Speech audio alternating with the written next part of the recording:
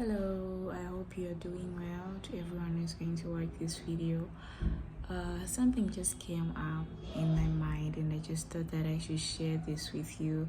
Like sometimes, we can wonder if the suffering we are going through is coming from God, but I just sat down today and thought God wouldn't want us to live a life that is not decent. When I'm saying that a life that is not decent, I'm saying there is a kind of suffering that is not decent, where you cannot even afford to live decently. That is what I mean.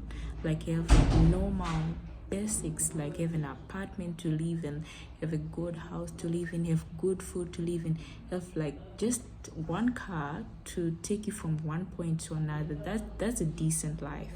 And most of us, we can think that just because we are living a life that's not decent, it's God's will. But I just thought of it today and say, it's not really God's will. God doesn't want us to live a life that is not decent. I believe when God say that when you are persecuted or when you are suffering for my sake, He didn't mean that you have to live a life that's not decent. No, that is not what He died for. You can still be persecuted and living a decent life. So when you're experiencing that life that's not decent, where you're suffering, where you're living like from one scrape to another, and you think that it is God's will, I don't believe that is God's will. At least for me, that's not it. We have to get up and fight against that life, the life of poverty.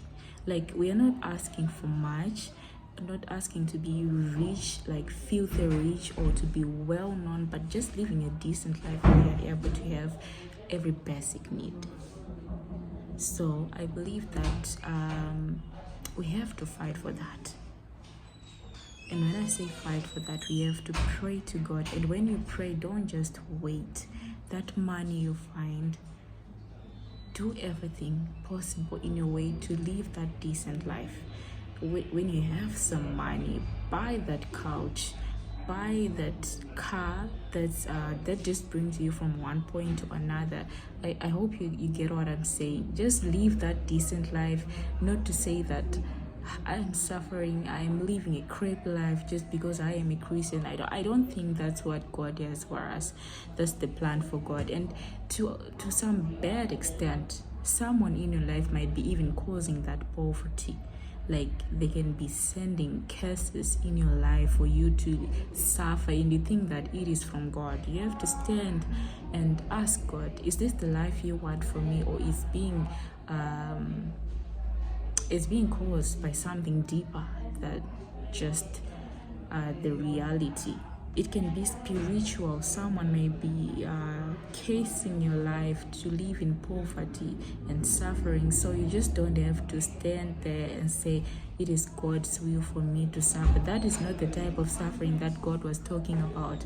God was talking about the type of suffering where people persecute you because you're living the truth, where people persecute you because you're standing your ground for God, where people are persecuting you because you're standing against homosexuality, where people are persecuting you because you're standing against adultery, where people persecute you because you're standing against fornication and idol worshipping. Not where you're suffering because you're poor, because you cannot afford a decent meal, because you cannot afford decent living. I don't think that is the type of life that God planned for us. We can take an example of the figures in the Bible, like Abraham, like Job, like most of the people in the Bible. There were people who were rich, like King Solomon, like David. Like, God provided every single need for them when it comes to earthly things. So why should God want you to suffer? I don't think that is God's will for us to suffer in poverty. You have to start thinking about it today. When you want to buy that bed, when you want to buy that couch, when you want to buy that car, just ask God and say, God, I just need this decent life. So I hope this word will help someone, because I've really been thinking about it lately, saying it is not God's will for us to live a life that's not decent. So yeah, that's it. I hope you are well wherever you are, and I hope you get my message, and I hope it makes sense what I was trying to say. I hope it really gets into your head and makes sense.